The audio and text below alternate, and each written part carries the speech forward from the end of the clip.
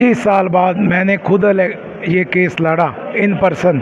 और दोस्तों, आप सभी को बताना चाहता हूँ, आप अपना केस बिना वकील से भी लड़ सकते हैं, मगर उसको आपको उसके नतीजे भुगतने होंगे कि अगर आप गलत बोलेंगे, गलत कार्रवाई करेंगे तो आपको उसका भुगतना पड़ेगा।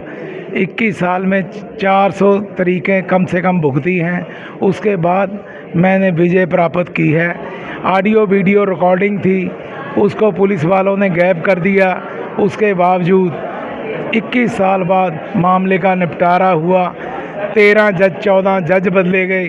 उसके बाद में एक ईमानदार अच्छे जज आए, डॉक्टर रजीत अत्री जी। उन्होंने इस केस का फ़ैसला दिया और 13 पुलिस कर्मचारियों को सज़ा दी, 5-5 साल की और 20-20 हज़ार जुर्माना। और मुझे इस केस में दोषी बनाया गया था और मुझे बरी कर दिया गया।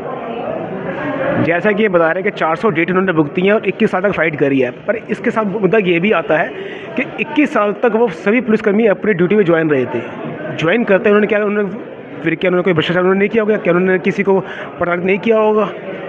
तो न्याय कहाँ से मिलेगा जब सिस्टम के अंदर सारे इस तरह के लोग बैठे हुए हैं, प्रताड़ित कर रहे हैं लोगों को? तो कहाँ से न्याय मिलेगा? इसके लिए हम कहते हैं कि ऑडियो रिकॉर्डिंग होती तो होती है। 400 रिकॉर्ड, एक बात पूछना चाहूँगा, अगर 400 रिकॉर्डिंग के अंदर आपके अगर ऑडियो रिकॉर्डिंग हो रही होती, कोर्ट की हियरिंग हो रही होती, तो आपके हिसाब से ये फैसला कितनी जल्दी हो जाता? फिर ये मेरे हिसाब से ये केस 5 साल में ही निपट जाता।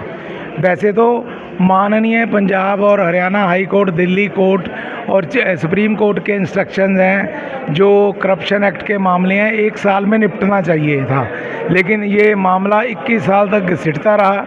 और कुछ 3-4 जज तो ऐसे आए थे जो सरेआम बता रहे थे कि हम मिले हुए हैं। ऐसे फैसले किए उन्होंने और मुझे बार बार जेल में भेजा और मैंने अलग अलग किस्तों में 70 दिन तक जेल में रहा।